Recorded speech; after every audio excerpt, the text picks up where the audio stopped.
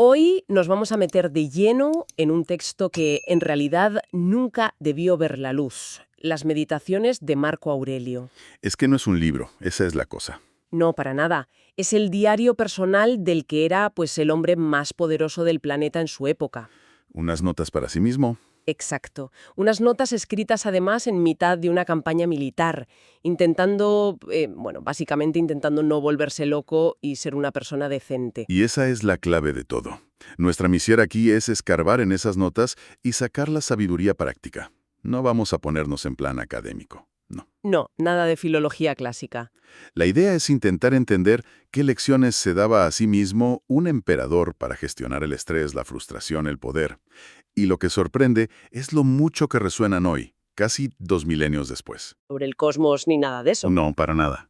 Arranca con una lista de agradecimientos. Es como si abriera su diario y lo primero que lees es cosas que he aprendido de la gente que me rodea. Lo que es fascinante aquí es que está haciendo una especie de ingeniería inversa de su propio carácter. ¿Cómo es eso? No dice voy a ser valiente, dice he aprendido la valentía de esta persona. Construye su ideal a partir de ejemplos concretos. Para los estoicos, el carácter no se forma en el vacío, ¿sabes? Claro. No es algo que haces en un retiro espiritual, se forma en la interacción diaria, en la comunidad. Me parece muy interesante ese punto, porque hoy en día la narrativa es muy del self-made man, ¿no? Del individuo que se forja a sí mismo contra el mundo. Sí, totalmente. Y en cambio, Marco Aurelio empieza diciendo, yo soy un mosaico de las virtudes de los demás. ¿Crees que hemos perdido un poco esa perspectiva? En gran medida, sí. El individualismo nos vende esa idea de que somos una creación propia, pero él nos recuerda que somos producto de nuestras relaciones. Y fíjate en los ejemplos que da. Son increíblemente específicos. Sí, lo son.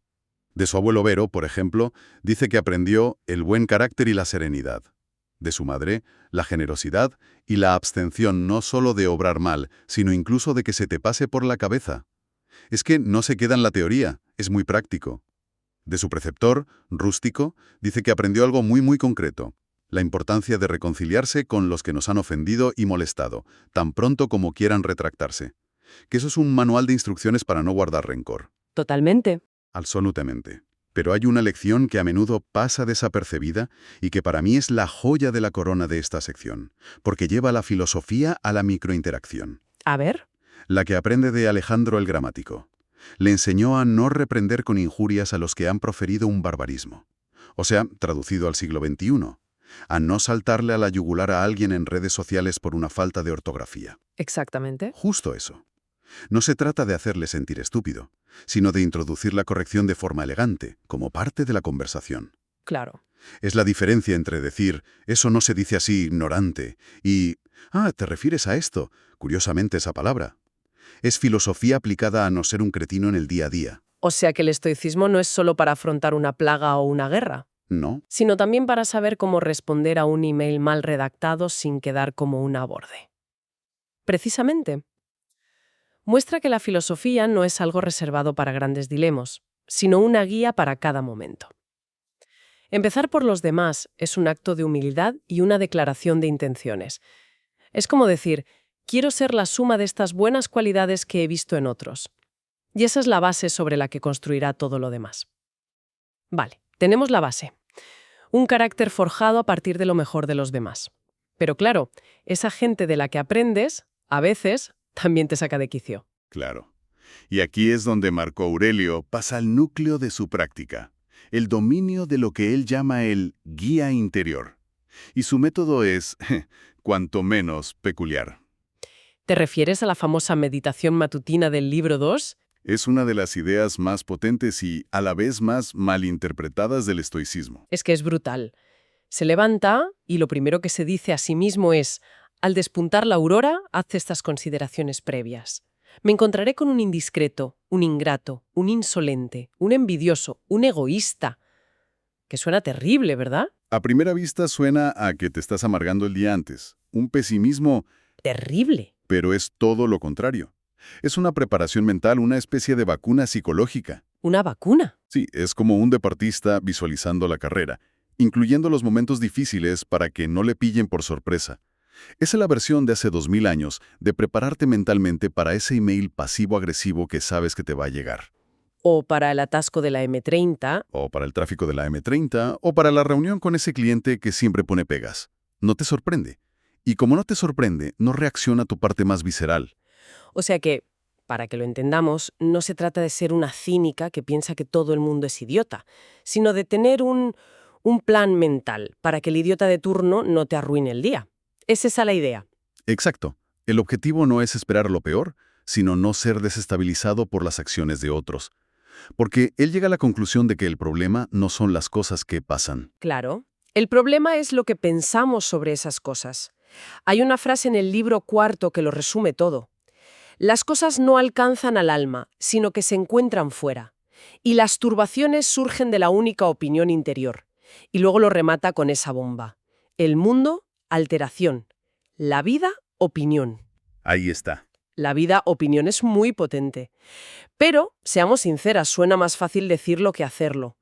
Cuando alguien te insulta o te trata injustamente, el dolor parece muy real. ¿Cómo se supone que una simplemente elimina su opinión sobre ello? ¿Es realmente posible? Esa es la pregunta del millón. Y es donde entra el entrenamiento. El guía interior, o dueño interior, como lo llama, es nuestra capacidad de razonar. Y él la describe en el libro 8 como una ciudadela inexpugnable. Inexpugnable. Sí, los eventos externos pueden asediarla, bombardearla, pero no pueden conquistarla a menos que nosotros, desde dentro, les abramos las puertas con nuestros juicios. La idea es crear un pequeño espacio entre el estímulo, el insulto, la injusticia, y tu respuesta. Un espacio para decidir cómo reaccionar en vez de simplemente explotar. Eso es. Y el truco que él usa para crear ese espacio es brillante. Vuelve a su meditación matutina. Cuando se encuentra con el insolente o el ingrato, se recuerda a sí mismo. Todo eso les acontece por ignorancia de los bienes y de los males. O sea que no es que sean malas personas. No es que sean malas personas por naturaleza, es que están confundidos. Creen que el dinero o el poder o tener razón es lo más importante. Y como están equivocados, actúan mal. Si entiendes eso, tu respuesta ya no puede ser la ira. Claro, puede ser la pena, la compasión o simplemente la indiferencia de quien ve a un niño con una rabieta. El problema está en su juicio, no en el tuyo. Entonces, el verdadero poder no está en controlar lo que hacen los demás, algo que es imposible, sino en ser la dueña de tus propias respuestas. Es una libertad que nadie te puede quitar. Es la máxima libertad posible. La libertad de elegir tu respuesta en cualquier circunstancia. Vale. Hemos fortificado nuestra mente, nuestra ciudadela interior. Ya no nos afecta el tráfico ni los emails malintencionados. Pero no vivimos ahí metidas. Tarde o temprano hay que salir al mundo. Y ese mundo es caótico, cambia constantemente y, seamos sinceras, da un poco de miedo. Desde luego. ¿Cómo encaja esa fortaleza mental con la realidad de que no controlamos casi nada de lo que pasa afuera? Ahí es donde entra la tercera gran pata de su filosofía: vivir en armonía con la naturaleza. Y si la gente malinterpreta la meditación matutina como pesimismo, esta idea la malinterpreta como una especie de resignación pasiva, de, bueno, ¿qué le vamos a hacer? Claro, aceptar la naturaleza suena a sentarse a ver la vida pasar, pero para Marco Aurelio es algo mucho más activo. Si conectar con tu guía interior es encontrar la paz dentro, conectar con la naturaleza es encontrar la paz fuera. Y eso implica aceptar de raíz dos verdades incómodas: que todo cambia y que todo es impermanente. Y luchar contra eso es... Luchar contra eso es como intentar parar las olas del mar con las manos. Es una fuente segura de sufrimiento. Y se lo recuerda a sí mismo de una forma casi obsesiva. Las imágenes que usa son brutales para quitarle importancia al ego. En el libro 2 dice que la vida humana es un punto, la fama humo, todo lo del cuerpo un río. Son ejercicios de perspectiva. En el libro 4 se ríe de la idea de la fama eterna, recordando nombres que en su día eran como hoy son los Beatles o Einstein, gente como Escipión o Augusto, y dice que ahora son poco más que locuciones caducas, palabras antiguas. Es que imagina al emperador de Roma, el hombre más famoso del mundo, escribiendo en su tienda de campaña que la fama es humo. Es un mecanismo para empequeñecer sus propias preocupaciones, al poner tu vida, tus problemas, tus ambiciones en la escala del cosmos. Claro. Y del tiempo infinito, de repente todo pierde ese peso opresivo que le damos. Mi cita favorita en este sentido, que es de una contundencia poética increíble, es del libro 4. La vida es ayer una mosquita, mañana momia o ceniza. Es que no se puede ser más directa. Es una imagen potentísima. Pero lo que me fascina es que esta aceptación no le lleva a la depresión o al nihilismo. Todo lo contrario, encuentra una belleza extraña en todo esto. Sí, y esa es la parte más sutil y hermosa de su pensamiento. En el libro tercero habla del encanto de las cosas que son consecuencia de los procesos naturales. Por ejemplo, Las grietas que se forman en la corteza del pan al cocerse, los higos que se abren de puro maduros, las olivas que están a punto de pudrirse en el árbol, la espuma que le sale a un jabalí por la boca. cosas que a primera vista son imperfecciones, casi defectos. Exacto. Pero él las ve como señales de que el proceso natural está funcionando. La grieta en el pan es la prueba de que se ha horneado bien. El higo abierto está en su punto máximo de dulzura. Justo. Esto es lo que significa vivir conforme a la naturaleza. No es irse a vivir al bosque, sino aceptar el orden racional del universo, lo que los estoicos llamaban el logos, y encontrar la belleza en sus procesos, incluso en los que nos dan miedo, como la vejez o la descomposición. Son parte de la sinfonía del cosmos. Entiendo la teoría de la vejez o los higos maduros, pero el gran elefante en la habitación es la muerte. El miedo a la muerte es una de las cosas más humanas que existen. ¿De verdad Marco Aurelio creía que se puede eliminar ese miedo con solo pensar que es natural? Yo creo que es ambas cosas. Es una aspiración que, a base de repetirla y racionalizarla, se convierte en una convicción. Para él, la muerte no es un mal. ¿Qué es entonces? Es simplemente una disolución de los elementos de los que estamos hechos. Un proceso tan natural y necesario como nacer. De hecho, en el libro segundo llega a decir: si alguien teme la acción de la naturaleza, es un chiquillo. Es una forma de decir, madura, acepta las reglas del juego. ¿Visto así? La muerte no es un evento trágico, es una transición necesaria para que el universo siga funcionando. Tu cuerpo se descompone y sus átomos servirán para crear nueva vida. Es casi un acto de reciclaje cósmico. Es una colaboración. Es una colaboración. Y eso culmina en una de las frases más increíbles de todo el texto, en el libro cuarto. Armoniza conmigo todo lo que para ti es armonioso, oh mundo. No es resignación, es un sí activo al destino. Es como... Es entender que eres una nota en una sinfonía universal, y tu papel no es luchar contra la melodía, sino interpretarla lo mejor posible. Lo cual nos lleva de cabeza a la última gran idea. Porque si ya has construido tu carácter, dominas tu mente y has hecho las paces con el universo, ¿qué haces? ¿Te sientas a meditar en una montaña? Para Marco Aurelio parece que la respuesta es un rotundo no. Un no rotundo y madrugador, porque todo este entrenamiento mental no tiene como objetivo la tranquilidad por la tranquilidad, como si fuera un spa filosófico. No es el fin en sí mismo. No, el objetivo es la acción. El pensamiento y la acción para él son inseparables. Quieres alcanzar la calma interior para poder actuar correctamente en el mundo. Hay una reflexión increíble en el libro V que me da un poco de cargo de conciencia cada vez que le doy al botón de snooze por tercera vez por la mañana. Esa es buenísima. Se despierta y se pregunta, ¿acaso he nacido para quedarme calentita debajo de la manta? ¿No ves que las plantas, los pájaros, las hormigas, las arañas, las abejas, cumplen su función y contribuyen al orden del mundo? ¿Y tú te niegas a hacer tu trabajo de ser humano? Es una llamada constante al deber. La filosofía estoica es una filosofía de la responsabilidad. La pregunta que se hace continuamente no es ¿qué me apetece hacer?, sino ¿cuál es mi función aquí y ahora? ¿Qué es lo correcto? Y para responder a eso, insiste mucho en dos cosas. La primera, enfocarse en el presente. En el libro 3 escribe, cada uno vive exclusivamente el presente, el instante fugaz. El pasado es un recuerdo, el futuro una fantasía. El único campo de juego donde podemos actuar de verdad es el ahora. Y ese enfoque le da una gravedad y una importancia a cada acto. Lo conecta con otra idea del libro segundo que te cambia la perspectiva. Haz cada acción como si se tratara de la última de tu vida. Uf, imagina el filtro que eso supone. Elimina toda la trivialidad, la postergación, las tonterías. Te obliga a preguntarte, si esto fuera lo último que hago, ¿estaría orgulloso de ello? Da un poco de vértigo, pero te obliga a vivir con una integridad brutal. Y el segundo punto es el propósito de esa acción. No se trata solo de actuar, sino de actuar con un fin. Y aquí vuelve a la idea de comunidad con la que empezó todo. Sí, el círculo se cierra.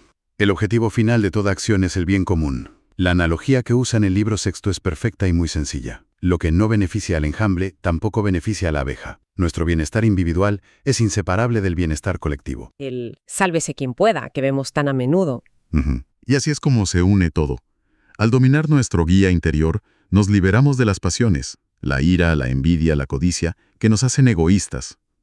Al aceptar la naturaleza del universo, dejamos de perder energía en luchas inútiles contra lo inevitable.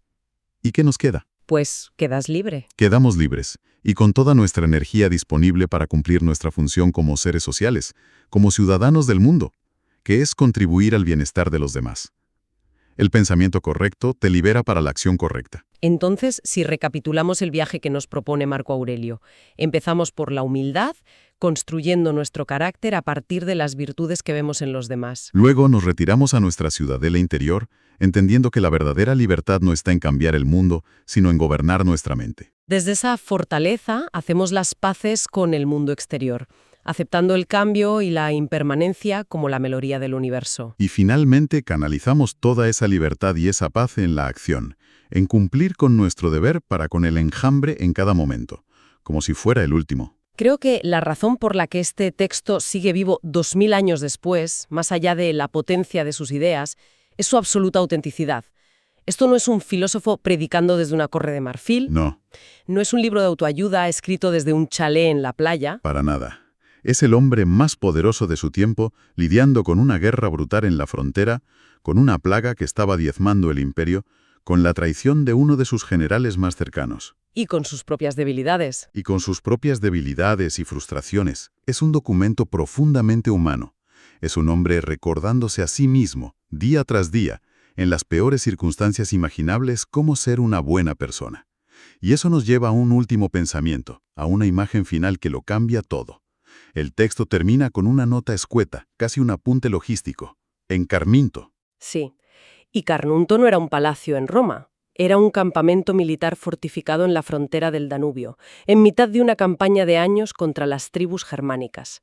Un lugar frío, peligroso y miserable. Lo cual plantea una pregunta fundamental. Estas reflexiones sobre la calma, la razón, la compasión y la aceptación no nacieron en la tranquilidad de una biblioteca. No. Nacieron en el ruido de la batalla, en la gestión de una crisis, en la enfermedad, en la adversidad más extrema. Así que la pregunta que nos queda flotando, y que es para que cada cual se la lleve a casa, ¿es la filosofía un lujo para los tiempos de paz? ¿Una afición para cuando tenemos tiempo libre? ¿O es precisamente en el caos, en la incertidumbre, cuando todo a nuestro alrededor parece desmoronarse, cuando se convierte en la herramienta más esencial y práctica que tenemos para la vida?